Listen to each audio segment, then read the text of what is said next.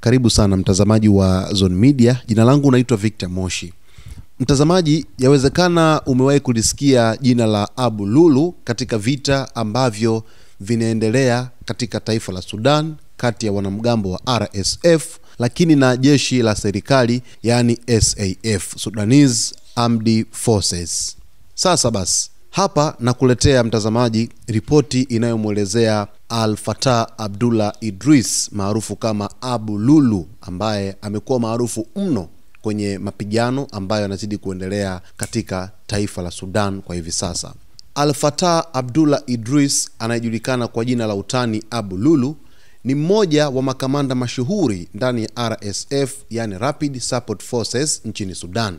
Umaarufu wake kwanza kabisa ulijengwa kupitia video nyingi zilizorekodiwa wakati wa mapigano, ambamo alionekana mstari wa mbele akiendesha operesheni za kijeshi, akitoa kauli za kuhamasisha wapiganaji na kutishia vikosi vya SAF, Sudanese Armed Forces.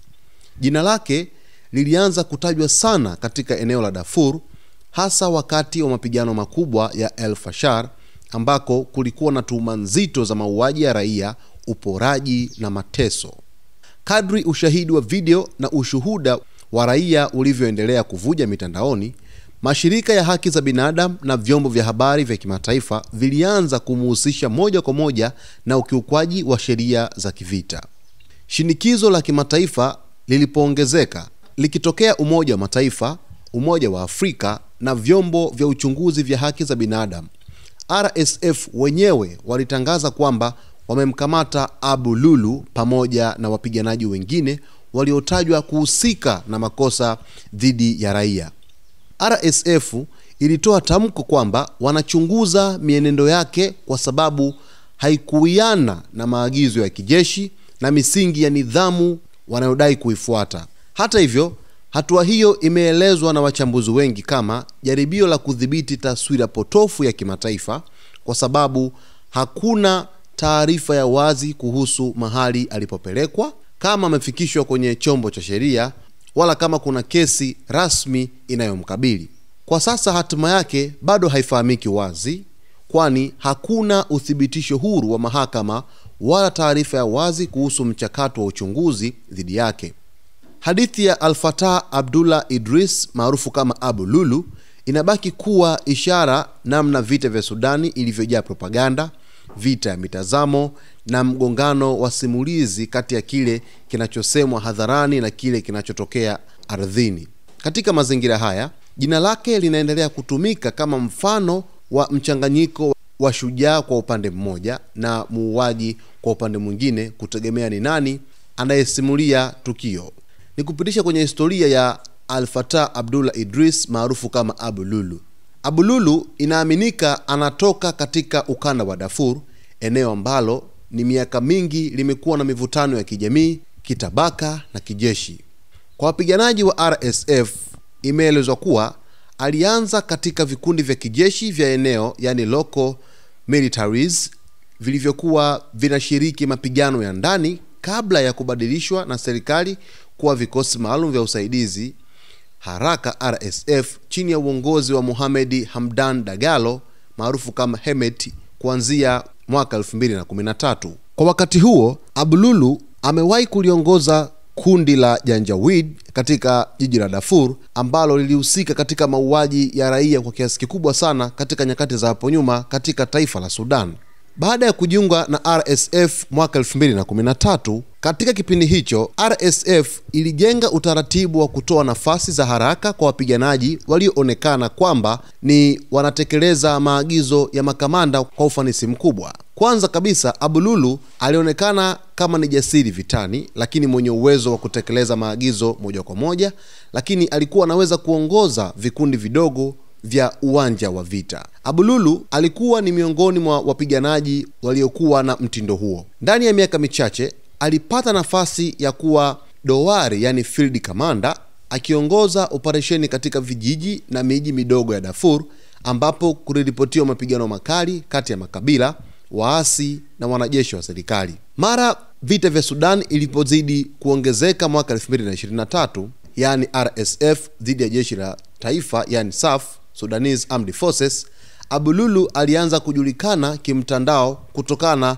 na video akitoa amri za kivita, lakini mienendo ya ukali na misimamo ya kutisha, lakini vile vile hata kuonekana mstari wa mbele bila hofu. Kutokana na video hizo, jina lake liliendelea kuwa alama ya askari asiyeogopa chochote miongoni mwa wapiganaji wenzake.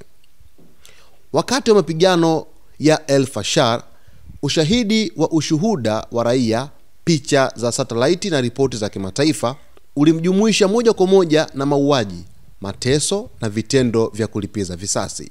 Taarifa hizo zilianza kuipata RSF pressure kubwa kimataifa, lakini ikiwemo mashirika ya haki za binadamu, Umoja wa Mataifa na vyombo vya uchunguzi vya Afrika. Shinikizo lilipofikia kiwango cha kimataifa, RSF walitangaza kuwa wamemkamata Abu Lulu, wakisema kuwa alikuwa ametenda kinyume na maagizo ya kijeshi na maadili ya kivita. Lakini hata hivyo, hakuna taarifa rasmi ya mahakama kwamba Abu Lulu ameshikiliwa, lakini vile vile hakuna uthibitisho wa mchakato wa kisheria zaidi tu ya video ambayo imeonekana Abu Lulu akiwekwa katika selo ambapo alikuwa katika ulinzi mkali. Lakini tukio la kumkamata Abu Lulu, wachambuzi wengi wa kimataifa wanaona kama hatua hiyo ni jaribio la RSF kujisafisha kimataifa, lakini sio hatua ya kweli ya uwajibikaji kwamba wanaweza kumwajibisha Abu Lulu. Historia ya Abu Lulu inamuonyesha mwanzoni kabisa kwamba amewahi kushiriki katika mapigano nchini Yemen miaka mingi iliyopita, na ndipo alipopata ujasiri mkubwa na uzoefu kwenye vita kabla ya kuja nchini Sudan kuongoza Janjaweed na mwisho wa siku kupewa mamlaka makubwa katika kundi la wanamgambo la RSF nchini Sudan. Mara baada ya RSF kuweza kumtia nguvuni Abu Lulu, kiongozi wa kundi hilo Mohamed Hamdan Dagalo maarufu kama Hemet alizungumza kwa nini wamemkamata Abu Lulu na kusema kwamba Abu Lulu alikiuka maagizo na kuvuka mipaka ya amri za makamanda ambazo huwa wanapewa katika uwanja wa vita, kwani Abu Lulu aliweka wazi kwamba alihusika kwenye vifo vya watu zaidi ya 2000 ndani ya masaa 24, lakini vile vile kuua watu zaidi ya 200 kwa wakati mmoja katika mji wa Al Fasher.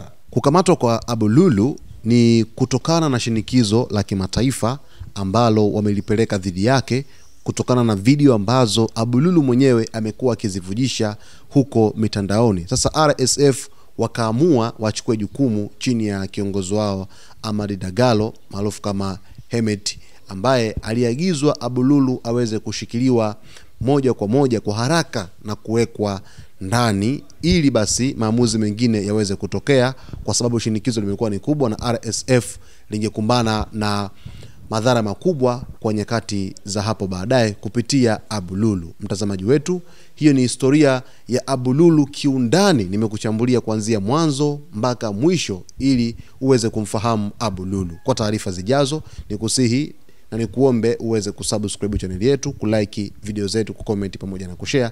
Jina langu naitwa Victor Moshi.